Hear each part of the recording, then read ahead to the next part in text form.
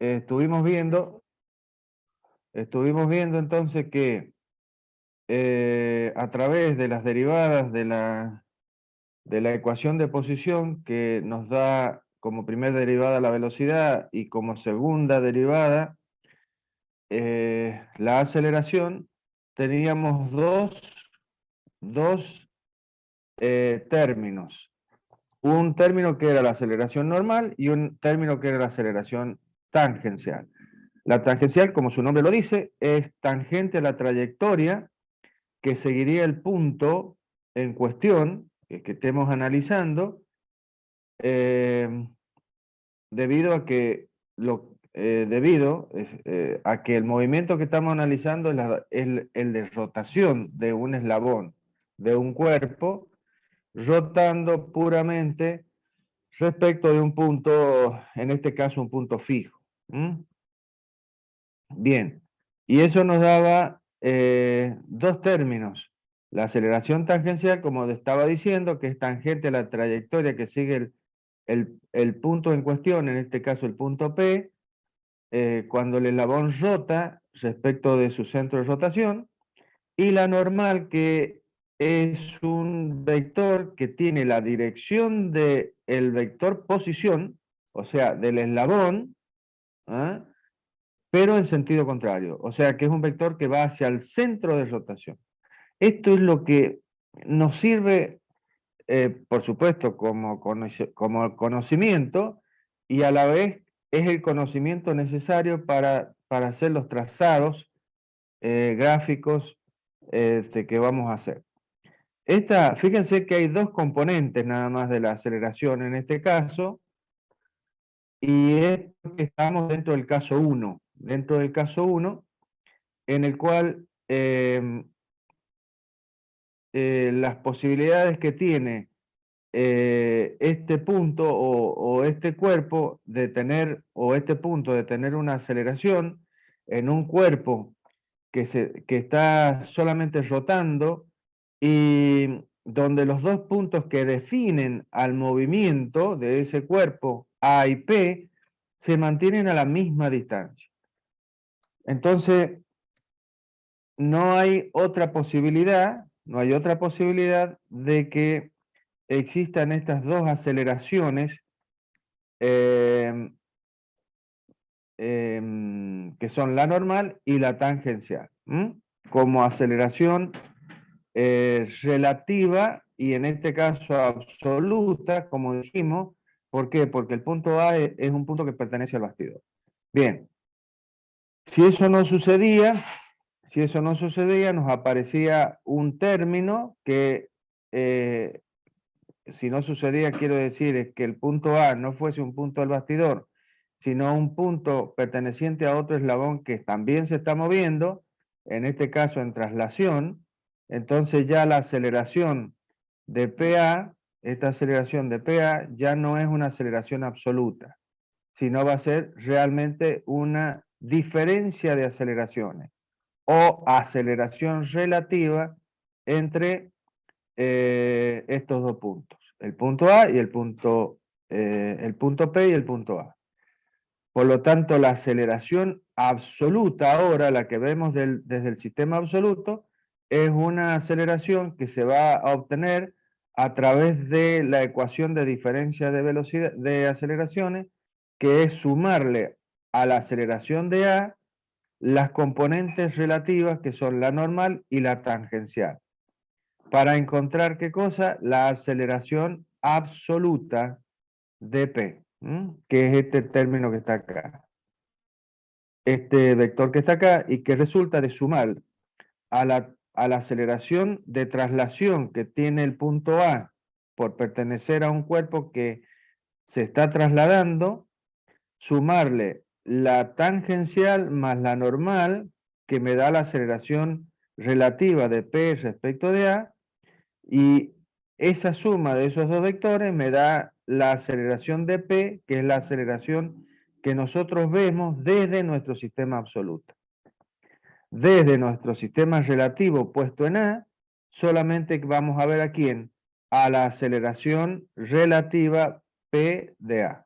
Eso lo vimos bien la semana pasada. Y esto en el caso 2, cuando los dos puntos no pertenecen al mismo cuerpo, que ya vamos a analizar con un poquito más de profundidad este caso en unos minutos más. Bien, caso 1, caso 2, ya vamos a ver las ecuaciones correspondientes. Y habíamos quedado, creo, acá en lo que es la determinación gráfica de aceleración. La determinación gráfica de aceleraciones es, digamos, tiene el mismo concepto que ya hemos vertido para velocidades, o sea, y para posiciones. En cuanto a su complejidad, cierta complejidad, ¿no? Tampoco es que haya complejidad en el trazado, más que la palabra complejidad, vamos a hablar laboriosidad en cuanto al hecho de que vamos a realizar una serie de trazados gráficos que se van complicando un poquito a medida que pasamos de velocidad a aceleración. ¿Por qué? Porque en aceleración, como hemos visto, a diferencia de velocidad, ya tenemos dos componentes por cada uno de los términos. Entonces, son más vectores que debemos trazar y tener cuidado en ese trazado. De cualquier manera, como ya lo hemos dicho varias veces, lo he repetido, el trazado gráfico, que era la forma que no hace muchos años era la única forma para resolver estos problemas, es una forma de control de los resultados que se obtienen a través de los programas. Es decir, haciendo estos trazados en un número finito, o sea, en 4 o 5 posiciones del mecanismo, podemos asegurar que lo que resulta de, de resolver los problemas a través de un sistema, un programa analítico, está correcto. Bien, así como lo hicimos para velocidades, esto tiene que ver con el trazado gráfico, en el cual básicamente nosotros debemos conocer los módulos y las direcciones de los vectores. En el caso de velocidades, nosotros la ecuación es velocidad tangencial igual a omega por el radio. Y teníamos la forma escalar y la forma vectorial, que era la ecuación vectorial correspondiente, y la ecuación escalar de velocidades. Además necesitábamos de la ecuación de diferencia de velocidades para poder hacer los trazados. Y en aceleraciones pasa exactamente lo mismo. Vamos a necesitar de las expresiones escalares de la aceleración tangencial y de la aceleración normal, que es lo que tenemos escrito ahí en la pantalla, donde el módulo de la aceleración tangencial es el producto de la aceleración angular por el radio. Es decir, que la aceleración, acuérdense, la aceleración tangencial depende de la aceleración angular y del radio, de la trayectoria que sigue el punto en cuestión. Eso escrito en forma vectorial sería aceleración tangencial vector igual a alfa vector, producto cruz, o sea, una X, por el vector radio. Esa sería la ecuación vectorial. Lo mismo pasaría acá en la aceleración normal, que el escrita en forma escalar es omega al cuadrado por el radio, pero que en forma vectorial ya la vamos a ver escrita como el doble producto de omega por el radio. O sea, va a ser omega, vector, vectorial, omega, vector, vectorial, el radio. Vector. Esa sería la forma vectorial de la ecuación. Esta que estamos presentando sería la ecuación escalar. Esto nos va a dar tanto la aceleración tangencial como la aceleración normal, nos está dando los módulos de los vectores. La forma, la dirección estaría dada básicamente por el hecho de esta ecuación, o sea, la ecuación que hemos derivado acá. Esta ecuación nos da justamente las direcciones de los vectores. Acá vemos que la aceleración tangencial está multiplicada por el j, por lo tanto es un vector que es perpendicular al vector radio. Y la aceleración normal, acá no hay nada de j, entonces ¿qué dirección tiene? La dirección del radio. La dirección del radio. Pero como tiene signo negativo, es en sentido contrario al radio, es decir, que la aceleración normal va hacia el centro de rotación. Esto es importante tenerlo bien clarito porque hay en el trazado, tenemos que tener en cuenta las direcciones y los sentidos de los vectores. El sentido de la aceleración tangencial va a depender de quién, y va a depender de alfa, del signo de alfa, básicamente. Bien. Entonces,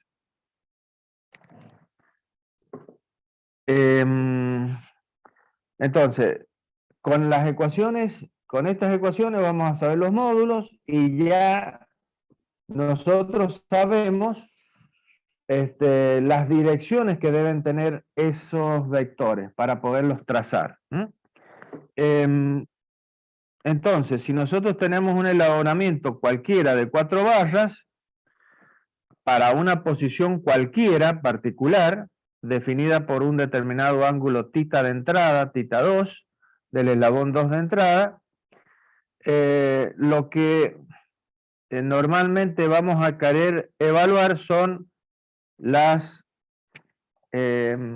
aceleraciones angulares de los eslabones que nos están faltando, que son la aceleración angular del eslabón 2, del 3, perdón, y la aceleración angular del eslabón 4. Además de las velocidades lineales de los puntos que son las juntas A, B del eslabón y también de un punto cualquiera como el que generalmente colocamos, que es un punto C cualquiera del eslabón acoplador, como vamos a ver a continuación. Entonces,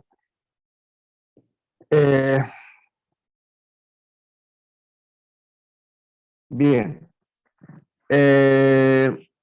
entonces, para poder llegar a la resolución general de la aceleración, ¿qué deberemos tener como conocimiento ya a la altura de poder determinar las aceleraciones?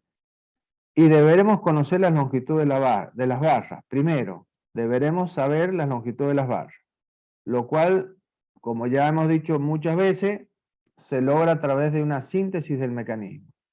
Después, a continuación, deberemos determinar las posiciones de las distintas barras, lo cual a través de un análisis de posición en función del ángulo de entrada desde el eslabón de entrada θ2, vamos a obtener los θ3 y θ4 de los eslabones acoplador y balancín para todas las posiciones del eslabón de entrada θ2.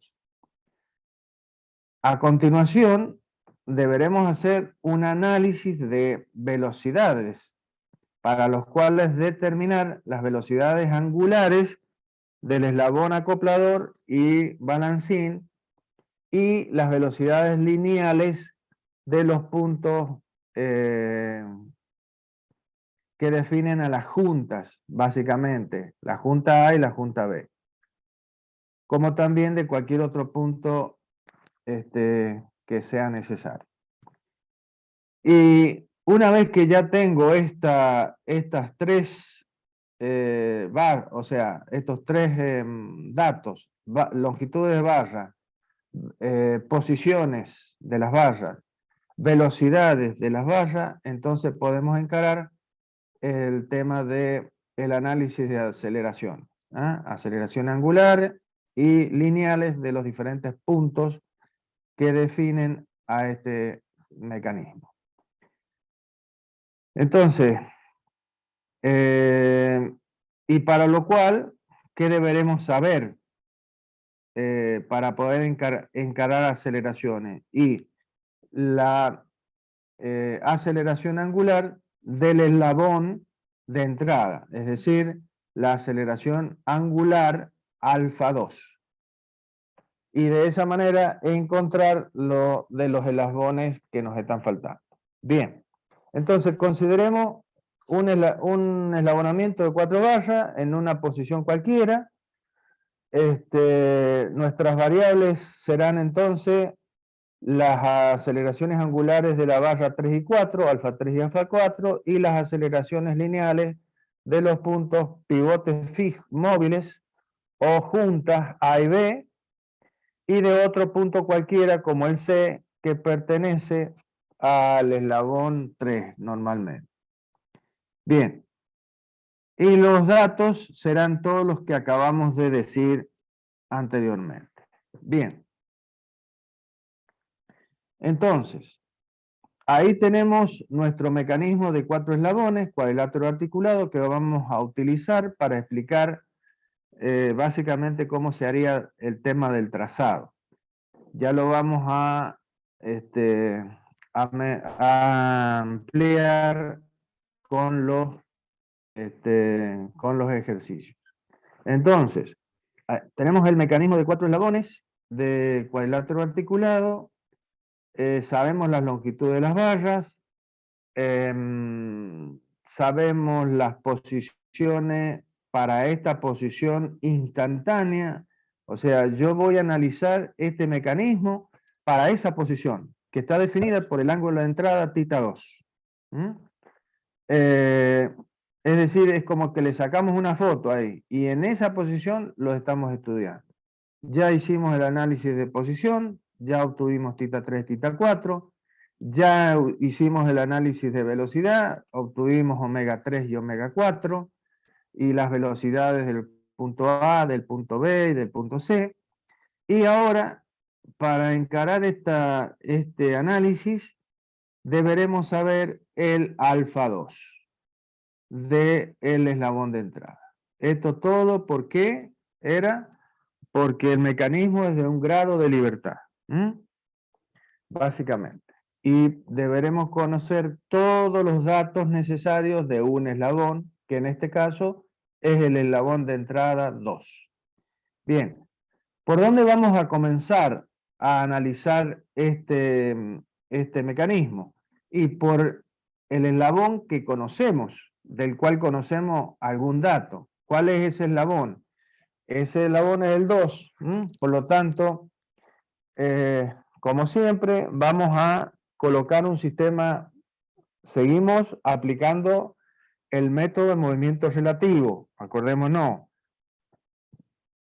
que este método se basa en el teorema de Chasles, nuevamente, y que define que un movimiento complejo o de rototraslación de un cuerpo se puede estudiar como la suma de los movimientos simples, como la suma. O sea, analizamos primero la traslación del cuerpo, o sea, como que todos los puntos del cuerpo se están trasladando con la misma velocidad, Y por otro lado, consideramos que todos los puntos del cuerpo menos uno, que es el que hemos usado como referencia, que sería ese punto A, que usamos de referencia y del cual conocemos algo, todos los demás puntos rotan respecto a este.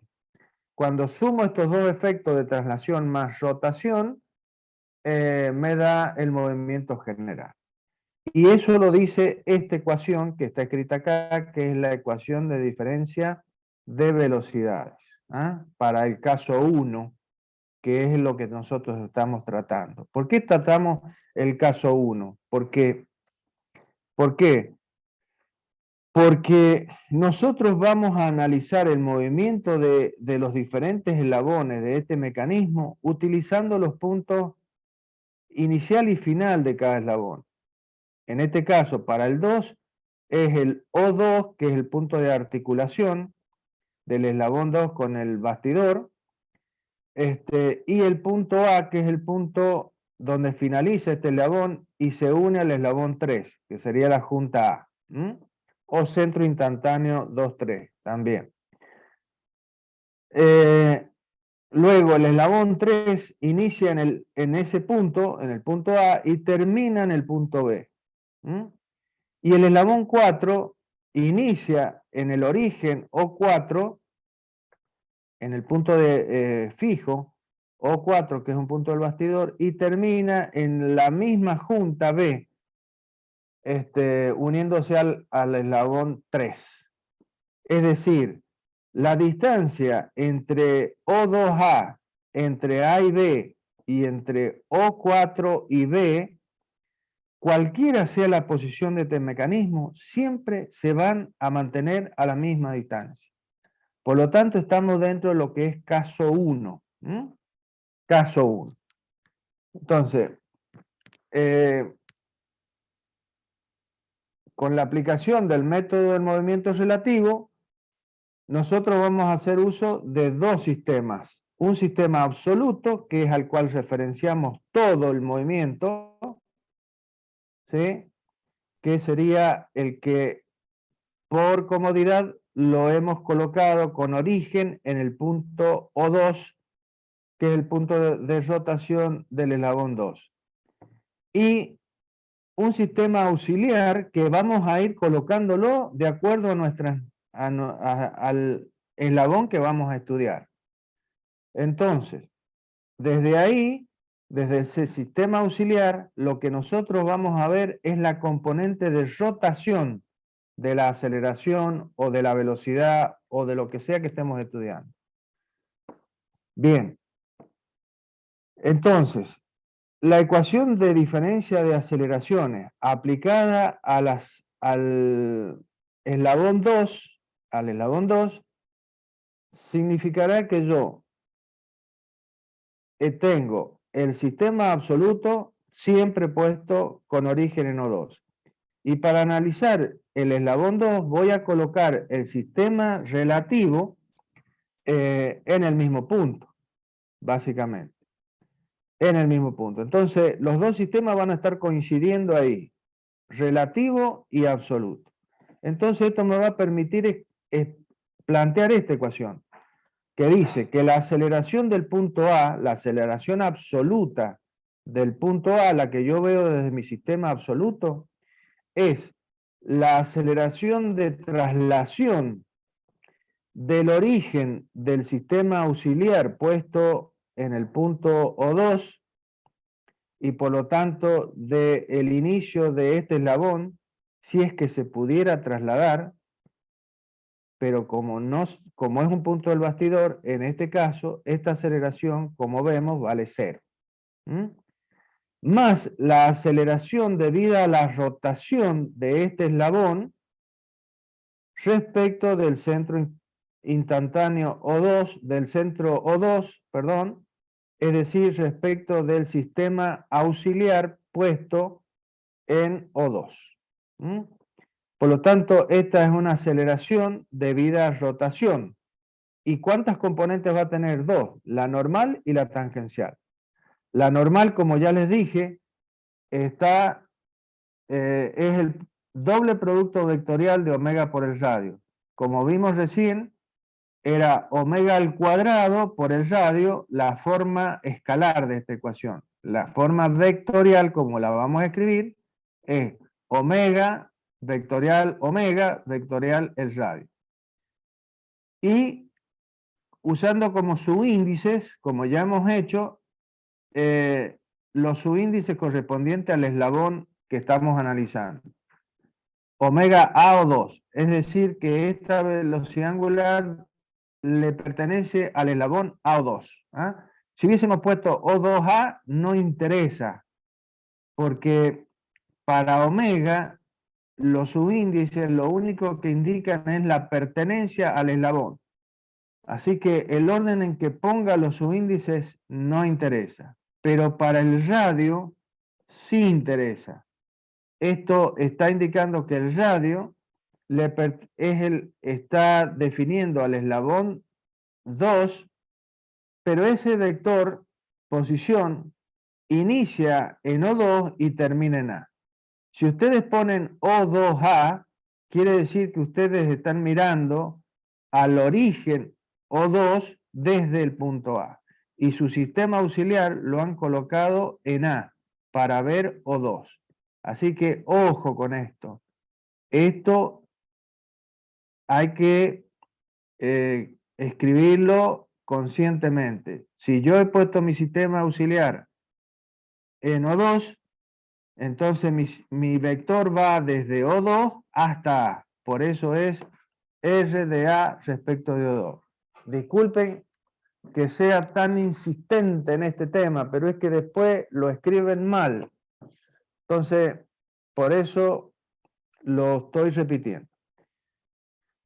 La aceleración tangencial dependía de la aceleración angular, la misma historia. Los dos subíndices que le dan la pertenencia a la aceleración angular y el radio correspondiente en función también de los subíndices correspondientes. Bien, estos términos los conozco porque yo me he dado como dato omega 2, que es lo mismo que omega AO2, ¿sí? Podría escribir omega 2 o los subíndices. Lo normal es que pongamos los subíndices. Entonces, conocemos omega, conocemos el radio, y lo mismo pasa con la aceleración tangencial. Conocemos la aceleración y el radio. Por lo tanto, estos vectores los puedo conocer en módulo y por lo tanto en dirección también. Es decir, que todo esto es conocido para nosotros. Por eso ahí lo vemos trazado en el dibujo. No tienen por qué ustedes trazarlo en el dibujo. Nosotros vamos a hacer este trazado, el que está indicado acá al costado.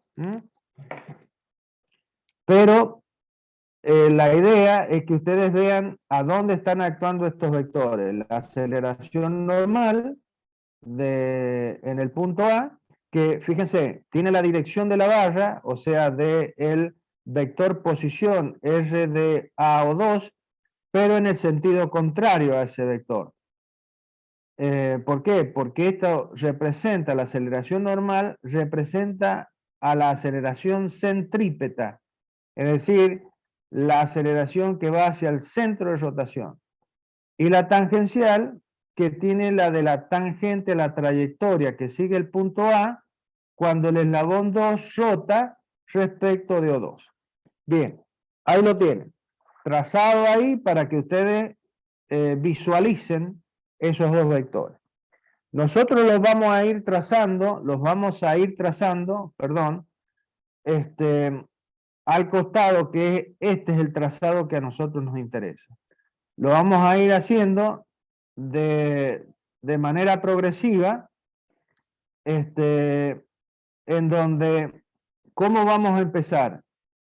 Y vamos a trazar una dirección que va a ser la de la paralela al eslabón, o es decir, al radio RAO2 o eslabón, y sobre esa dirección vamos a elegir un punto cualquiera.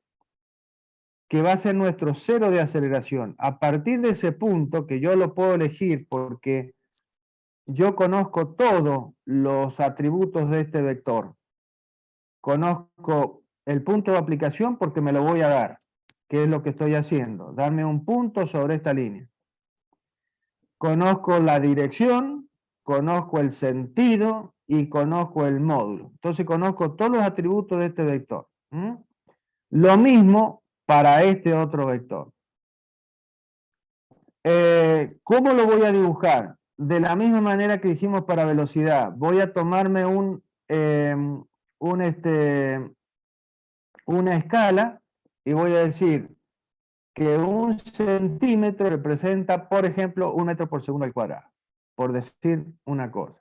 Esto va a depender de los valores que tenga en módulo este vector y este vector, para que ustedes puedan trazar en el plano vectores lógicos, o sea, no que esto tenga 15 centímetros o 0,5 centímetros, porque si no se les va a complicar.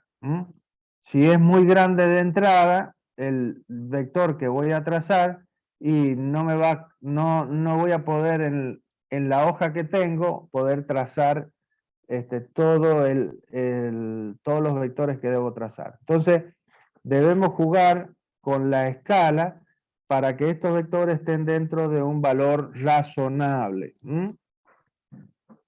que me permita hacer todo el trazado. Bien, entonces, a partir de este cero de aceleración y con una escala lógica, voy a trazar el módulo de la aceleración normal con tantos centímetros. ¿En qué dirección? En esa dirección que he trazado, que es la paralela al eslabón, y en el sentido hacia el centro de rotación. Bien, la ecuación me dice que a partir de donde termina ese vector aceleración, comienza, o sea, sería el punto de aplicación para el vector aceleración tangencial. Entonces, a partir de ese punto y en la dirección que debo trazar, que es la aceleración de la tangencial, que es justamente la perpendicular a esta dirección KK que he trazado para trazar la aceleración normal, que es la dirección UU, ¿sí? Que es la dirección de la aceleración tangencial. Entonces, a partir de donde termina la normal, es el punto de aplicación de la aceleración tangencial, trazaré un vector con un módulo dado por la misma escala en tantos centímetros en función del valor de la aceleración tangencial. El sentido, el que indica alfa, el alfa que me he dado. En este caso es antihorario positivo, por lo tanto el sentido del vector va hacia la izquierda. Ahí tengo trazado ya la aceleración normal y la aceleración tangencial para el punto A. ¿Cuál sería la aceleración de A?